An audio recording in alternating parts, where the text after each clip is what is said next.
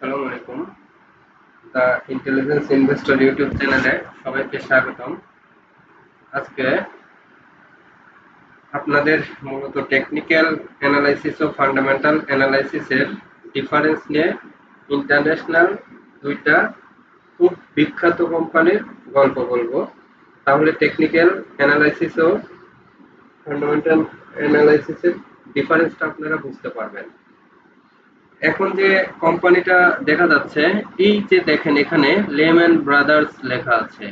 Layman brothers company ঠিক $84 যখন ওঠে, তখন অনেক টেকনিক্যাল অ্যানালিস্টরা বলতেছিল যে লেম্যান ব্রাদার্স এর প্রাইস হাই হয়েছে, এখন সেল করা উচিত। ঠিক ফান্ডামেন্টাল অ্যানালিস্টরা লেম্যান ব্রাদার্স এর পেজে ফান্ডামেন্টালি এ প্লাস ক্যাটাগরিতে শেয়ারটি উন্নতি হয়েছে, রেটিং এ এ প্লাস পেয়েছে, এটা তারা দিয়েছে প্রথম সপ্তাহে। এবং দ্বিতীয় সপ্তাহে নিউজ আসছে কোম্পানিটি দেউলিয়া হয়েছে। তখন ওই যে 2008 সালে একটা ফাইন্যান্সিয়াল ক্রাইসিস হচ্ছিল, ঠিক সেই সময়কার ঘটনা। তো ফাইন্যান্সিয়াল ক্রাইসিসের সময় হঠাৎ করে শেয়ার পড়তে পড়তে পড়তে 5-6 ডলার হতে হতে $1 নিচে নেমে আসলো এই লেম্যান ব্রাদার্স। তো সবাই দেউলিয়া হয়ে গেল। টেকনিক্যাল অ্যানালিস্টরা এখানে বারবার বলতেছিল সেল করতে, কিন্তু ফান্ডামেন্টাল নিউজ অ্যানালিস্টরা নিউজ দিচ্ছিল যে কোম্পানি তাদের শেয়ার আবার কিনতেছে, আবার ভালো করবে। তো ফান্ডামেন্টালি নিউজ কি, ফান্ডামেন্টালি নিউজের অথেন্টিকেশন এবং রিয়েল পিকচার কম, কিন্তু টেকনিক্যাল অ্যানালাইসিসের সুবিধা কোথায়? সব সময় রিয়েলিটি বলে, কারণ সবকিছু আপনার দুর্ঘটনা, রেসিজম, ওয়ার্ল্ড ওয়ার, সব রিফ্লেকশন, কোম্পানির খারাপ ভালো, কোম্পানির উন্নতি অবনতি সবকিছু প্রাইজে রিফ্লেক্ট করে। সো টেকনিক্যাল অ্যানালাইসিসের মেন পার্টটা থাকে কোথায়? প্রাইজে রিফ্লেক্ট করে। এর জন্য প্রাইস দেখলেই বোঝা যায় যে একটা কোম্পানির কি অবস্থা। সো ফান্ডামেন্টালি এখানে ফেল করে, কিন্তু টেকনিক্যালি ফেল করে না। আরেকটি চিত্র দেখাবো, চলুন দেখে আসি। এটা দেখাবো, এটা এনরন। এনরনও ঠিক তাই। এনরন $94 শেয়ারটি ছিল তখন। এনরন কোম্পানি বলতেছিল শেয়ারটি অনেক ভালো হবে, কারণ এর হচ্ছে গুডউইল এবং প্রফিটেবিলিটি আস্তে আস্তে বাড়তেছে এবং কোম্পানি প্রোগ্রেস হবে, কোম্পানির সম্ভাবনা অনেক ভালো। 2001 সালের ঘটনা। ঠিক টেকনিক্যাল অ্যানালিস্টরা বলতেছিল এই শেয়ারটি এখন সেল করে বের হতে হবে। তো ফলশ্রুত কি হলো? আহ, ঠিক সেই মাসেই এনরন পরে $1 কাছাকাছি আসলো $94 থেকে। মানুষ তো ইনভেস্টররা দেউলিয়া।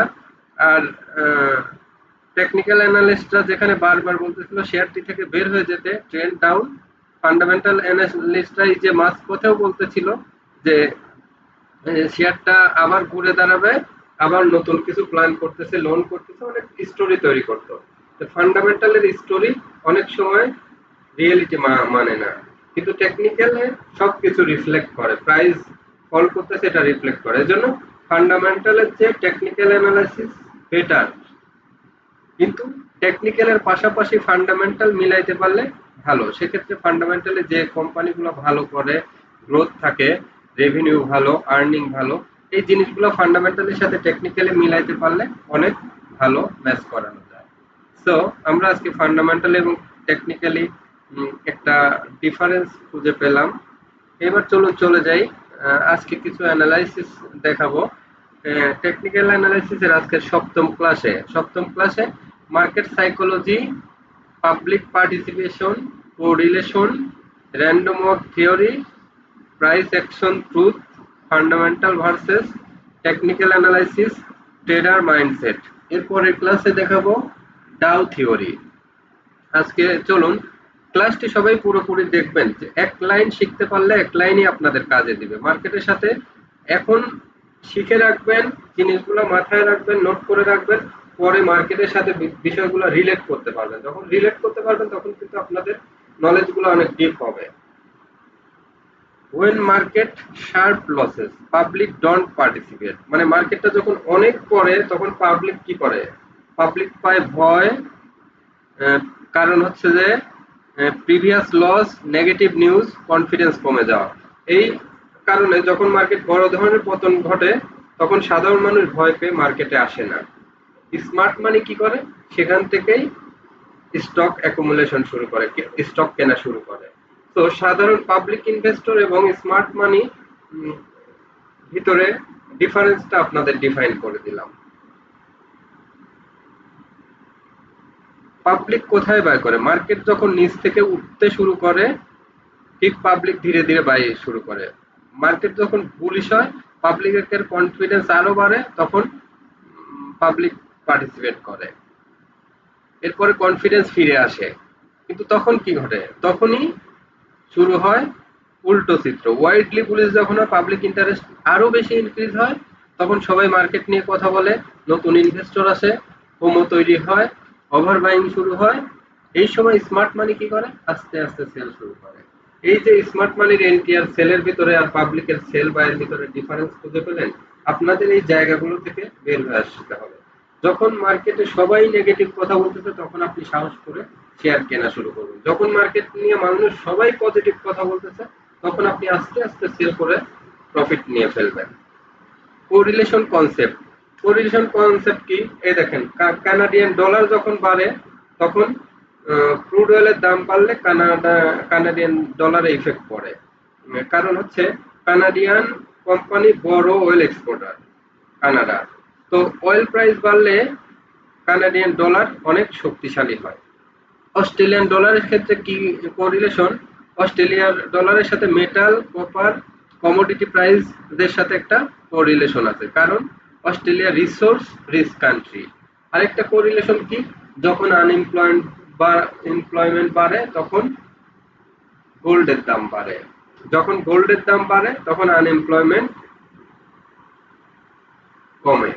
মানে মানুষ যখন বেশি বেকার হয়, বেশি অস্থিরতা, তখন গোল্ডের দাম বাড়ে। এই যে একটা কোরিলেশন। আরেকটা কোরিলেশন কোথায় আছে, ইন্টারেস্ট রেটের সাথে মার্কেট, স্টক মার্কেটের একটা রিলেশন আছে। ইন্টারেস্ট রেট যখন কমে তখন মার্কেট, স্টক মার্কেট বাড়ে।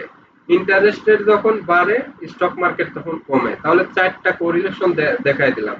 স্টক মার্কেটের সাথে ইন্টারেস্ট রেটের রিলেশন, গোল্ডের সাথে আনএমপ্লয়মেন্ট রিলেশন, কানাডিয়ান ডলারের সাথে কমোডিটি মেটালের রিলেশন, এবং ক্রুড অয়েলের সাথে কানাডিয়ান ডলারের রিলেশন, আর অস্ট্রেলিয়ান ডলারের সাথে মেটাল, কোপার ও commodity price relation.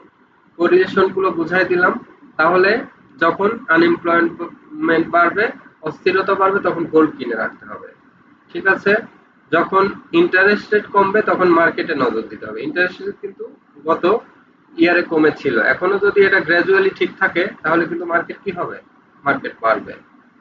Random walk theory, random walk থিওরিটা কি, পাস্ট প্রাইস অ্যাকশনের সাথে ফিউচার প্রাইস নিশ্চিত বলা যায় না। মার্কেট কখনোই পারফেক্ট না, কারণ এখানে ম্যানিপুলেশন আছে, এখানে ইমোশন আছে, নিউজ আছে, লিকুইডিটি ক্রাইসিস আছে, স্মার্ট মানি অ্যাক্টিভিটিস আছে, বিভিন্ন কারণে মার্কেটে প্রভাব পড়ে। সো মার্কেট পারফেক্ট না, একটা স্টক সবসময় পারফেক্ট তার ফান্ডামেন্টালি অনুযায়ী আগায় না। তো সবসময় প্রাইস প্রেডিক্টেবল হয় না, মার্কেটও সবসময় প্রেডিক্টেবল না, এটা সবসময় মাথায় রাখবেন। বায়ার এবং সেলার, একই শেয়ারে একই প্রাইসে একজন বায়ার একজন সেলার। তো বায়ারের ফিলোসফি কি, সেলারের ফিলোসফি কি, বায়ার মনে করছে এই শেয়ারটা ভালো হবে, সেলার মনে করতে হবে এখান থেকে কারেকশন হবে। তো যখন বায়ার মোর পাওয়ারফুল হয় তখন কি, ডিমান্ডটা বাড়ে, প্রাইস বাড়তে থাকে। যখন সেলার বেশি অ্যাগ্রেসিভ হয় তখন সাপ্লাই বাড়ে, প্রাইস নিচে নেমে যায়। Price always truth, price is main indicator. ওই যে এনরন আর লেহম্যান ব্রাদার্স এর ক্ষেত্রে দেখালাম, প্রাইস রিফ্লেক্ট করতেছে ডাউন। আপনি যত ফান্ডামেন্টালি কিছুই বলেন, যত ভালো গল্প স্টোরি তৈরি করেন, প্রাইস রিফ্লেক্ট করতেছে, price is always correct.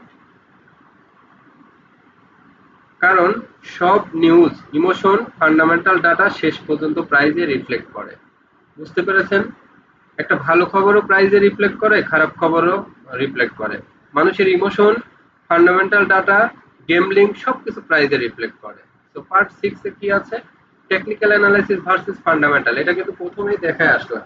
Technical ও ফান্ডামেন্টালের ডিফারেন্স কোথায়? ফান্ডামেন্টাল হচ্ছে কোম্পানির profit, revenue, growth, debt, economy long টার্মে যখন ভালো থাকবে তখন ফান্ডামেন্টালে ইনভেস্ট করবেন, বাট এই চিত্রগুলো রিয়েল হতে হবে। আর টেকনিক্যাল অ্যানালাইসিস দেখে chart, price action, volume, trend, support and resistance. Okay, entry and exit timing বুঝতে টেকনিক্যাল অ্যানালাইসিস বেশি সাহায্য করে। Best progress, TA plus fundamental analysis একসাথে সবচেয়ে শক্তিশালী method. Good company, perfect entry. Okay, তাহলে আপনাদের গুড কোম্পানি, পারফেক্ট এন্ট্রি এবং রাইট টাইমে এন্ট্রি দিতে হবে। রাইট টাইমে রং শেয়ার এন্ট্রি দেওয়া যাবে না, রং সময় রাইট শেয়ার এন্ট্রি দেওয়া যাবে না। ঠিক আছে, দুইটা ক্ষেত্রেই মাথায় রাখবেন। Trader mindset, trader must find own methodology. একজন ট্রেডারকে নিজের স্ট্র্যাটেজি তৈরি করতে হবে, নিজের ফিলোসফি বুঝতে হবে, ডিসিপ্লিন মেনটেন করতে হবে, কারণ সবাই এক স্ট্র্যাটেজিতে সফল হয় না।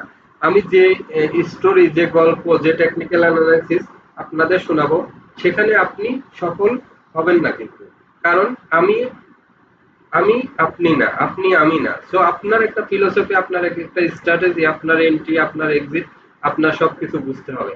আপনি যখন এটা বুঝে ফেলবেন, তখন বাংলাদেশে আমার এই কথাগুলো ফলো করলে আপনি হবেন বাংলাদেশের সেরা ফান্ড ম্যানেজার।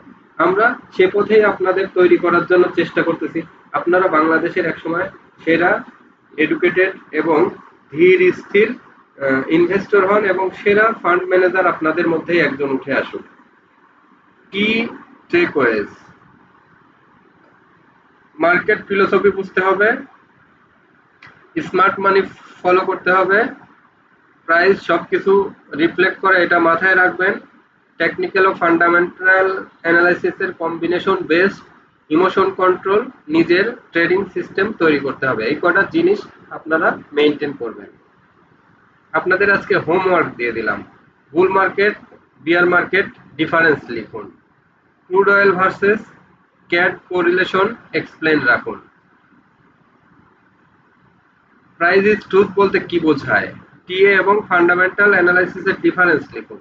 বায়ার অ্যান্ড সেলারের পাওয়ার কিভাবে প্রাইজে মুভ করে।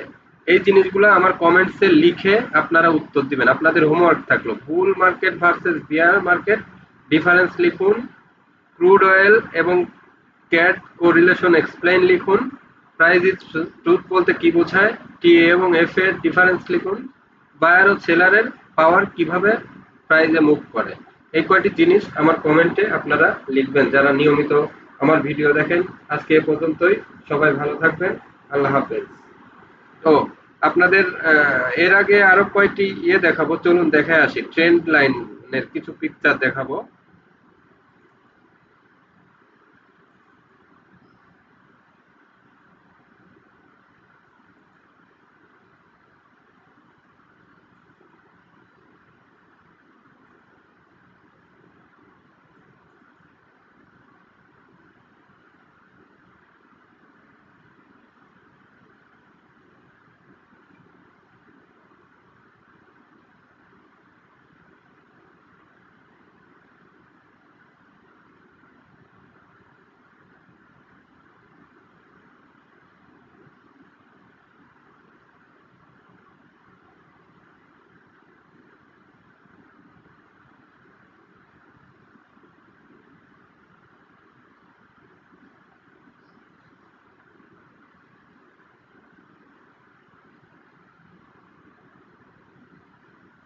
এই যে সাপোর্ট এন্ড রেজিস্ট্যান্স আপনারা দেখতে পাচ্ছেন। একটা প্রাইস যখন বারবার রিফ্লেক্ট করে একই জায়গা থেকে, সেটা সাপোর্ট। এই যে নিচেরটা সাপোর্ট, উপরে যখন প্রাইস একই বারবার ফিরে আসতেছে, এটা হচ্ছে রেজিস্ট্যান্স। এভাবে আপনার সাপোর্ট রেজিস্ট্যান্স আঁকাবেন। সাপোর্ট কখন রেজিস্ট্যান্স, রেজিস্ট্যান্স কখন সাপোর্ট হয়, চলুন দেখে আসি। এই যে এই লাইনটা কি সাপোর্ট হিসেবে কাজ করতেছে, এইখানে প্রাইস রেজিস্ট্যান্সে বাধা পাচ্ছে, সাপোর্টে আবার রেজিস্ট্যান্সে বাধা পাচ্ছে, সাপোর্টে থেকে ঘুরে গেল, ঘুরে এসে যখন এই যে এই পজিশনটাতে সাপোর্ট যখন ভেঙে গেল, তখন কিন্তু আরেকটা সাপোর্ট তৈরি করেছে। সাপোর্ট যখন তৈরি করে আবার উঠে যাচ্ছে, ঠিক সাপোর্ট লাইনেও আবার কি বাধা পাচ্ছে। এই যে সাপোর্ট এখানে রেজিস্ট্যান্স হয়ে গেল, আবার সাপোর্ট থেকে ফিরে আবার কি করতেছে, ইয়ে হচ্ছে। ঠিক ও এইখানে রেজিস্ট্যান্স লাইনটা সাপোর্ট যখন রেজিস্ট্যান্স হয়ে গেছে, এই জিনিসগুলা ফলো করবেন আপনারা। আরো কিছু চার্ট চলেন দেখে আসি। আপনাদের শাহবাগ সম্পর্কে ধারণা আছে, যখন কোনো প্রাইস ব্রেকআউট হয়, ভলিউম খুব বেশি না হয়, তখন কি করে, তখন এখান থেকে এসে আবার নতুন করে কি হয়, পড়ে যায় স্টক স্লিপ। তখন সেটাকে থ্রাউব্যাক বলে, মানে রেজিস্ট্যান্স ভেঙে আবার যখন নিজের থেকে ব্রেকআউট হয়, কিন্তু ব্রেকআউট বেশিক্ষণ ধরে রাখতে পারে না, নিচের দিকে যখন নেমে যায়, এটা হচ্ছে থ্রাউব্যাক। আর পুল ব্যাক কোনটা, পুল ব্যাক হচ্ছে যে সাপোর্ট ভেঙে নিচে আসে কিন্তু আবার বায়ার প্রেসারের কারণে আবার উপরের দিকে উঠে যায়, এটা হচ্ছে পুল ব্যাক। পুল ব্যাক স্ট্র্যাটেজি আপনার জন্য ভালো। ট্রেন্ড লাইন দেখুন, ট্রেন্ড লাইন যখন কোন শেয়ার আপ ট্রেন্ড বলতে কি সবসময় যে হায়ার হাই, এটার চেয়ে আবার হায়ার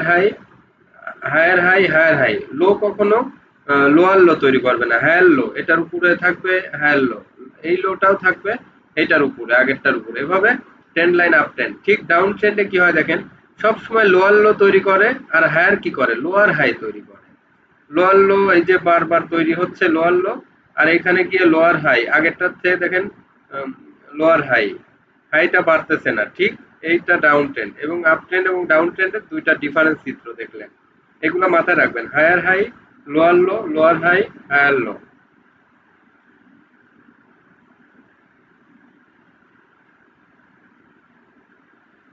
এই যে trend line, down trend line.